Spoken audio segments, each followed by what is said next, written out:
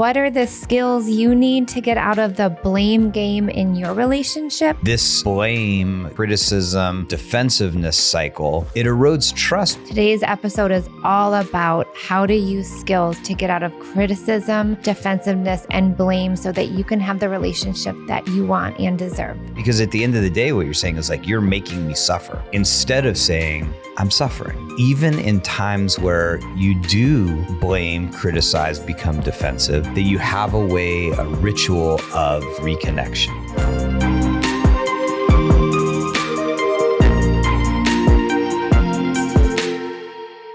Hello, all, and welcome to the Relationship Innovation Podcast. My name is EJ Kerwin. I'm Tarah Kerwin. Hey, and Tarah. Today we are going to be talking about the blame game, how to break that cycle of criticism and defensiveness that so many couples struggle with, that we struggle with, but we also know how damaging it can be to relationships. So we're really excited about today's episode. Absolutely. I mean, this is something that, like Tarah said, we totally relate to, but it's something that just like, you even see it, not even just like therapy where we see it with clients, but we see it when we're like hanging out with like all of our friends and you see like, two people together and you can just tell they're like nipping at each other's heels and somebody says something and then they get all defensive. And it's just like, it is something that like when you're around somebody long enough and you've been in a relationship for long enough, it is just a normal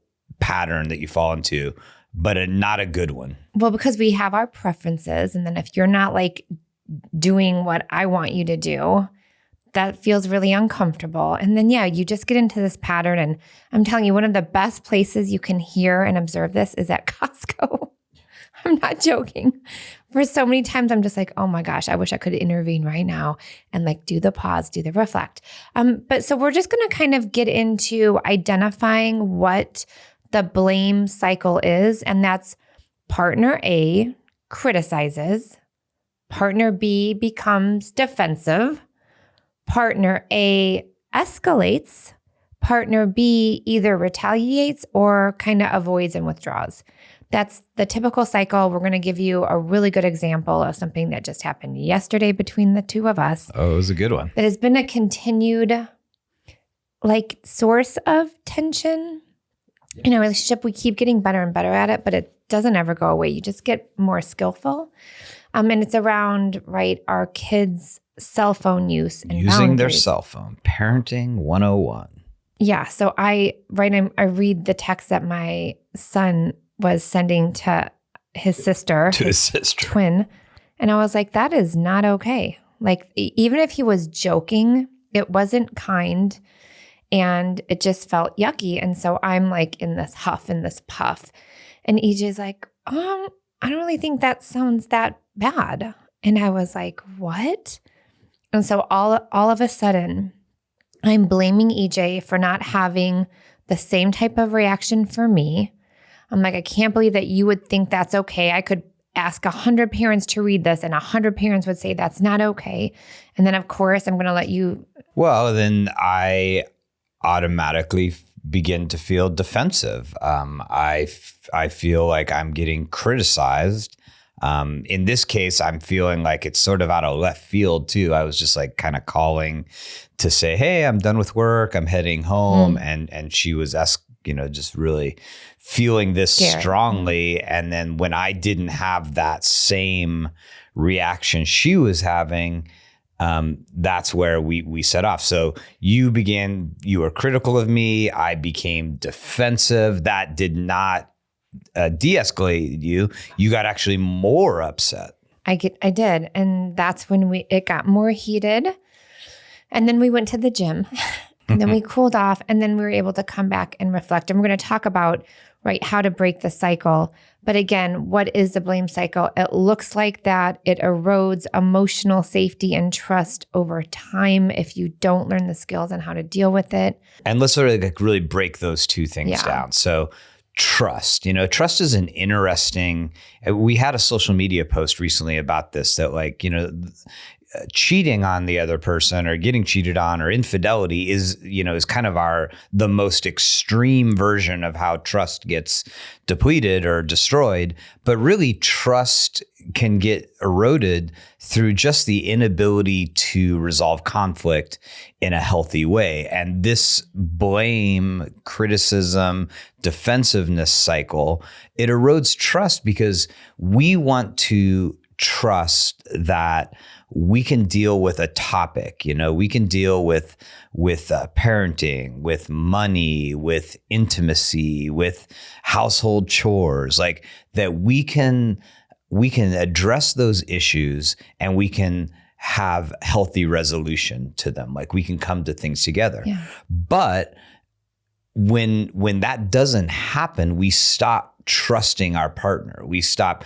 Tarah then around this cell phone issue, if we continually, which we have, struggled to come to a healthy resolution with it, she loses trust that I'm going to have her back. What else? What else do you lose trust in? That you're not going to follow through with me, that you're going to be more lenient, that we're just going to be split again. And yeah, that I won't have her back. She doesn't trust it, that I'm going to support her.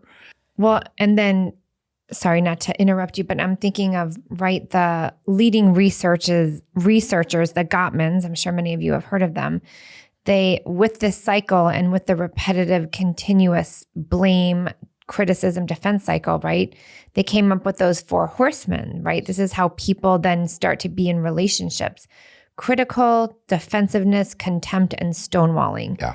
And they are all indicators that your relationship is not going anywhere well. Yeah, and I like how it sort of escalates with their 4 horsemen. They have the 4 horsemen of the apocalypse. And so what they say is like, these are the 4 things that if they get firmly rooted in your relationship, there's going to be an end of days. That's the kind of metaphor they're working with, right? Yeah. And so it starts with, when you're consistently critical of your partner, that's the beginning of the 4 horsemen. Yeah. Then the other person becomes defensive, right? And that's what we're talking about today, is the criticism and defensiveness cycle that you get caught in. But then what that's going to lead to, and this is where it starts getting bad, is contempt. And when you sit with a couple that you're working with, or we sit with a couple we're working with, and we see contempt and we name it, we're like, wow, it seems like you're contemptuous, like you hold contempt for your partner. They're like, no, I don't,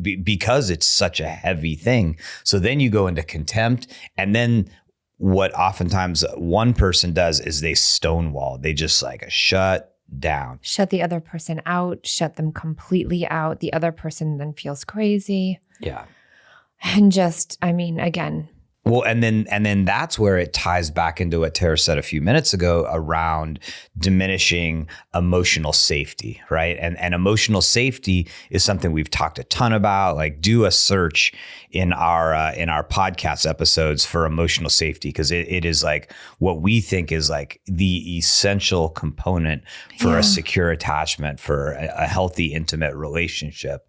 And if you're stuck in criticism and defensiveness, there's no emotional safety, because it feels like your relationship becomes a battlefield. And the cool thing is, there's a lot of reasons why this pattern starts to show itself with couples.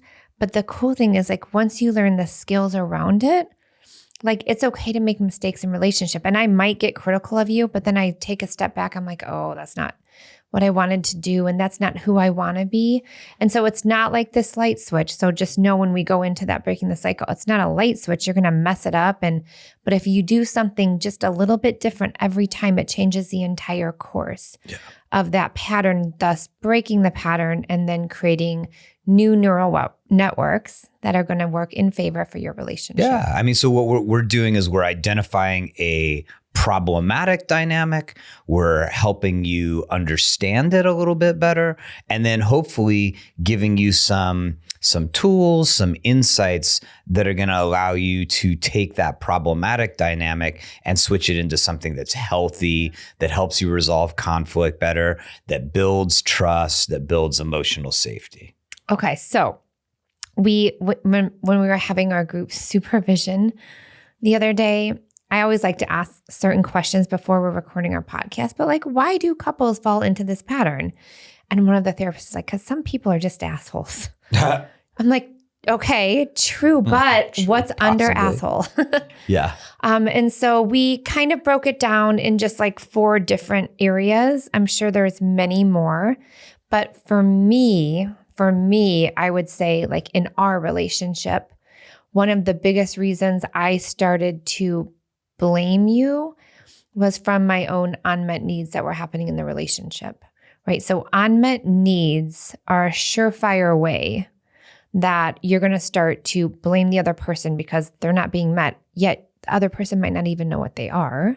And I really want to like slow that down because I think that's one that certain couples or certain individual couples like really struggle with. And so, especially when it's like unmet needs, because it feels like you're not meeting my needs. And in reality, what we're talking about is we all have needs, and a synonym for that is we have preferences. We have a preference of how our partner treats us. We have the preference of how they address us when we come back into the house. We have preferences about the way we want to receive love and be told, positive things. And so it's a really normal and important thing that I'm able to say, hey, Tarah, like this is important to me and it feels good, and that she's able to do the same. But clearly, if any time Tarah talks about her very important needs that I feel criticized and get defensive about it, that's going to be really problematic, right? Because then you're going to feel like I don't care. And it leads directly into another reason why couples fall into this is that fear of vulnerability. Like if I'm more hard and I'm more blaming and accusing, that's so much easier, right? Than actually like going inward and understanding, why does this hurt so bad? And I was able to, even yesterday when we were dealing with the cell phone thing, like I was able to turn it around. I paused, I reflected, and I said, EJ, I'm really scared. I'm really scared and I'm really concerned because I don't know if our children are mature enough yet to handle what having a cell phone means. And I'm really scared. That he could hear instead of, I can't believe you would be okay with that and I'm not. And so that fear of vulnerability prevents couples from having those softer conversations because it's just easier to blame and have the anger energy than to you turn it into like inward suffering and fear. Well, it's like paradoxical, right? Because what we want is emotional safety, right? We want to have those open-hearted conversations, but it's vulnerable to do it that way. Yeah. And in some ways, it feels more like appropriate or more natural for Tarah to come and be like, I can't believe you're reacting this way, to come at it in a more critical way. And for me, it's easier for me to be defensive and push back than it is to soften it up and say like, okay, I'm going to go into this in a really vulnerable way. It takes a bit of like not being reactive to each other. That's a big piece of it. Yeah. And even, it took us like a few hours to get to that place yesterday, but at least we got through it. So I think that what this leads to is a reason that you get trapped in the blame game is that you just get stuck in unresolved conflict, right? That we've talked about the cell phone, 40 times. We've struggled with other areas of our relationship where we've fallen into this pattern. And so it just becomes like almost our go-to that if one of us has a problem, we come at it in a critical way. And then obviously the other person is going to respond with defensiveness. And then it escalates because it's like, oh, we've done this 100 times. Yeah. Like, this is freaking frustrating. Unresolved past hurts come up all of the time when we're taking couples through their relationship timeline. And they don't recognize or even understand like how, if it is unresolved, how much activating it can be to a current situation that has nothing to do with what happened 10 years ago, yet it's still feeding that same energy because it's kind of trapped in that same neural network, if you will. So when we're doing our couples relationship timeline, we're resolving those in session. Like, okay, so this happened 10 years ago. How can we resolve that now that we have certain skills and understanding? Yeah. Yeah. I had one couple years ago who there was this very similar dynamic of criticism, of blame, of defensiveness. And it all originated from something that had happened like in the first few months of their relationship where they never resolved an issue around trust. And it was like when we got to that, and especially the husband in this case, like understood like, oh, wow, like you really lost trust in me in that moment. He understood it. Then he understood some of her like reactivity, and it completely changed the game. And that is awesome? That is like the important part about when you're looking at things like the blame game, criticism, defensiveness, of looking like, wow, when did this originate? Like, is there like a seminal moment in our relationship where we started doing this and we never stopped? Well, and then again, this is beautiful because this is one of the final, reasons why couples get trapped into this. But I think of it as like throughout the lifespan is just that blame can be a protective mechanism for individuals, right? Instead of being vulnerable, it's easier to blame. And I think of like kids that get stuck in messy divorce situations and they blame one parent instead of the other because that's easier to do instead of feel the pain of their family breaking apart. And then blame literally becomes this protective mechanism that ultimately backfires, of course, but it's like a way to protect yourself from outside pain. And we usually learn this very early on. It's for sure, blame is a protector. Yeah. I mean, I can see this like in the realm of like intimacy and emotional intimacy of like, if I'm not feeling loved, right, it's harder for me to come up and open up and be like, wow, like I'm really feeling like insecure. I'm feeling like just that I'm not important. That's like really vulnerable because it's like, oh, I'm being a wimp. It's easier to be like, you haven't like kissed me in I don't know how long. It's like easier to come in and just because at the end of the day, what you're saying is like, you're making me suffer. Yeah. Instead of saying, I'm suffering. Like I'm suffering, I'm hurting. Can you be with that, So let's, how do you break the cycle? And I do want to use our kind of what happened yesterday for me, and maybe you can think of a different scenario, maybe something to piggyback off what you just said around the I'm not feeling important, to really, so listeners can, or viewers, now that we have our YouTube channel, that like to comment on my voice. And when I say like too much, it's okay. I can handle it. Can you? Sort of. It's an unmet need. Can I don't you know handle what that the is. criticism from people you don't know? I can. But that way you guys can hear it in action, maybe even sit with it and rehearse it in your mind. Because it's really about doing something different, and it just takes one person in the partnership to break the cycle. And so that's step one piece of it, is to pause and reflect what's beneath the surface. So for example, I was really scared yesterday, but I was angry at EJ for not being as emotionally reactive as I was to the text I saw our son, give to his sibling. I'm like laughing now because it's so silly. And so I paused. I actually went to the gym. I took like 45 minutes out. I got into my body. I was processing it all through the 45-minute workout. And I was like, what's actually really happening is I'm really scared. And I'm a little mistrustful because I've gone through this before with the two older boys, and I totally lost that game. Like, it's just different when you have a blended family and you're a stepmom for some reason. And so I was really scared. I would say that was my number one feeling, right? So step one is pause, reflect what's beneath it, okay? Step two, express without criticism, right? Instead of you always, you never, which is where I was going with EJ. You always do this. You always sign up for like these poor boundaries right? It's like, okay, no, how do I go back to an I statement? And I was able to come back to EJ and said, EJ, I feel scared and I feel mistrustful. And it reminds me of like how anxious I had to be previously when, I was talking about cell phones and using them in the bathroom, and I felt like I totally lost that game.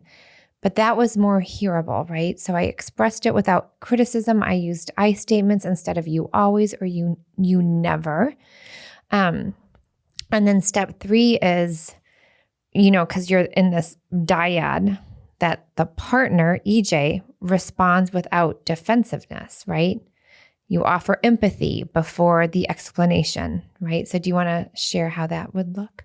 I mean, what that would look would be, and this is something we teach couples, and it seems so easy, but it's actually hard. And I feel it. Like I feel like I can feel myself wrestling with my own pride around this. And so what it would look like would be me just almost repeating to Tarah, like, I hear that you're scared.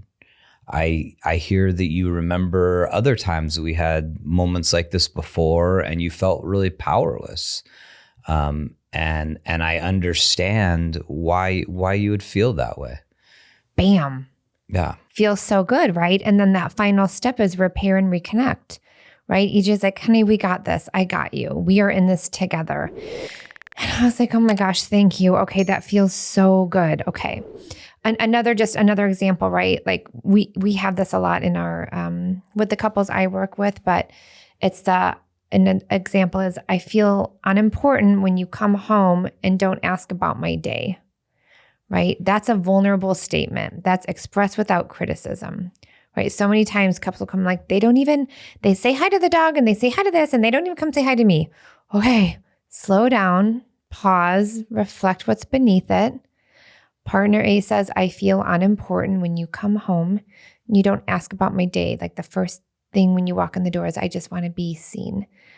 Now, if that didn't happen, partner B is like, oh my God, I can never get anything right. Why do I even want to come home from work? This sucks. It's like super toxic. It's like just constant negativity, constant criticism. I can't even walk through the door and come home to my house. Versus if that more vulnerable I statement, I feel unimportant when you come home and don't ask about my day, right? That empathetic approach from partner B is, I can see why you feel hurt. And I wasn't even thinking about how me coming in and not attending to you would, right, come across. Again, that's not natural. That's not our instinct. I mean, I think honestly, the first step, like many things, is acknowledging that we have a pattern that we both want to work on. Because you can take this dialogue that we're giving you, I feel unimportant when you come home and you don't ask me about the day, which you're using the I statements, but the other person could still focus on, you didn't ask me about the day, right? It's because inherently we are talking about our relationship and that there was something that I did or did not do that is causing you to suffer. And that's why you have to sort of like, as a couple, say, hey, we have a pattern of criticism / blame and defensiveness. So can we both work on this, right? Yeah. Because like my example earlier, where like Tarah she runs so much at our household, and she also has this sort of like brain that's always like one thing to the next. And there are times where I feel like it's hard to get her attention, and I really crave her attention. I crave her just like sitting and like looking at me and being with me. And I can say like, I can do my best to use my I statements and say, I feel lonely and I feel important. Unimportant. I feel unimportant. And it would mean a lot if like I could just have like, some of your time. And Tarah occasionally will still be like, well, I just have so much going on, and we have to both accept that first of all, it's a 2-person process, and our partner is not always going to get it right, and they're not always going to jump on board with us. That I could do my best to use I statements and say it in a nice way, and she still might get defensive, or I might still get defensive. But as long as we've sort of made that agreement, we're working on this. And it just takes practice. Yeah. And doing it over and over. Because I feel like we want to be attentive to each other's needs. But if you're not letting me know and I'm not letting you know, this is what's going to happen. Yeah. And we're here to help couples break this cycle because there is freedom underneath that. And if one person is consistently trying, or if both people are consistently trying, but one's maybe jumping on board and the other isn't this time, but we both are like continuing to plug away at it, eventually the next part of this is we begin to repair and reconnect. Like then there's one time where maybe I say it and maybe Tarah gets defensive, but then maybe like the next day, she remembers that conversation and she's not activated. And she's like, I'm really going to give EJ my attention today when I walk in the door. And she does that. And maybe we didn't resolve the conflict 24 hours ago in a really positive way, but maybe it leads to a shift, because maybe at a separate time, she's able to not be defensive and not take it personally and not be hurt and just respond to what we talked about earlier, to the fact that I have a need to have her attention. The coolest thing I'm thinking about right now is that, because I'm at the repair and reconnect, which is awesome because a lot of people don't get to that repair and reconnect. So then just tons of resentment builds and builds. But it's like, there's almost like, I think it'd be cool to be like, God, if we hadn't have done that, where would we have ended up? Right? Like, because before I would have ended up like in my story, like, this isn't right. We've gone through this over and over. I can't do this anymore. Hopelessness, powerlessness. I almost think it'd be cool to reflect on, hey, we did this. We used our skills. We're adulting. How cool. And what would have happened had we had not? I feel like that's a really good indicator of like, we are actually growing from this, because couples can get very caught up in like, oh, it just happened again. We're just there. We can't get this right. But if you like 7 out of 10 times can start to use the skills and reflect on I just said like, yes, and reflect on how you're gaining so much more connection, even if still sometimes it does falter. Well, and I'd even say, like, you said 7 out of 10. Like, I have a particular couple I'm working with right now who's very much stuck in this dynamic. And we had a really great breakthrough session the other day. But I honestly think if they did it 2 or 3 times out of 10, that would be a victory to them. And that would be the beginning. So it's like, we want to make sure we set that bar at like a really 7 out of 10 is like, 7 out of 10 awesome. Is like, that's you're freaking killing it. Like, that's like 2 out of 10 gold standard. 2 out of 10 begins a really positive trend, because I can tell you they've been 0 out of 10 for years now. So what we're saying is like, to begin this repair and reconnect, you both have said, we're taking this on. We're both going to be more mindful. We're also, this is like super important. And Tarah is the one who really brought this up and said, we got to talk about this, is even in times where you do blame, criticize, become defensive, that you have a ritual of reconnection. That, like last night, we kind of, we made our way through the whole cell phone thing, but I don't think either of us felt great about it. But Tarah kind of took care of me a little bit. She said, like, look, before we eat dinner, why don't you go take a shower? Why don't you sort of wash our fight off? And that felt like she cared.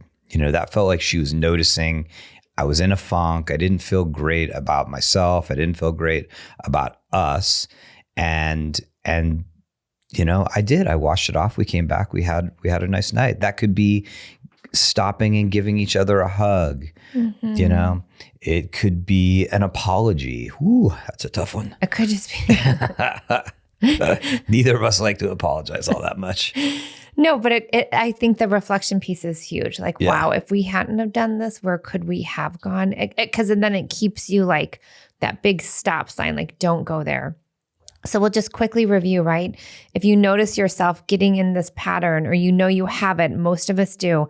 Like EJ said, the first step is recognizing we're in this blame, criticism, defensiveness cycle. And we really want to get out of it because this feels awful. And so the one person, right, both would be great. You're going to pause, reflect what's under there, what's under that blame, what's under that pain, what's under that anger, what's under the defensiveness, and you're going to soften it to like, I feel this when this happens, however it is in your words, in your feelings. And then hopefully because it's softer, partner B now responds without criticism or defensiveness as well. And then you can go into repair and reconnect. And so my call to action for all of our listeners and or watchers out there is I'm challenging you to try pausing the next time that you're feeling blamed and respond differently in a way that feels healthier, whether it's an I statement, whether it's more vulnerability, whether it's even a little journal entry that you don't quite want to look at your partner and say anything yet, but you want to write this thing that's happening because you're still you're dipping your toes in, call to action. Do that the next time you can feel that feeling. It's a feeling you get, right? Whether walls are up or, oh, I'm so mad that he or she did this. And then we also would love to hear from you on stories, how other couples out there, we have couples globally that listen to us. How did you break that blame cycle? We love learning from our community. And so please share with us. And we can bring it on in a different podcast on like how you broke that blame cycle in your relationship. And we really appreciate it if you could do us all a favor and give us a review, give us 5 stars, respond to our content, engage with us. We love that. It makes it feel like there's a feedback loop that, we're putting ourselves out there, we're putting this information out there, and we're hearing back from you. So please, just help us spread the word of our podcast. Tell some people about it, share it via text. I might need some comments on our YouTube videos that Tara people needs like some my love voice. on her voice. Tell her what a beautiful I can say like all cherub I want. she is. How she barely says like ever. Oh, and we are though so grateful for all of your comments and emails to us around how just this 25, 30-minute, 40-minute podcast has really helped thousands of couples out there. It's why we do what we do, and we're so grateful. And I'm grateful for you, EJ, for being in this lifetime with me. I'm grateful for learning you, my the love. skills that are so hard to learn at times. Yeah. Thank you for your note this morning. Your prepackaged note that you pull out of a pad of notes. It's all good. You're welcome. So as always, thank you so much for listening. Take care of yourself. Take care of each other. Bye-bye. Bye-bye.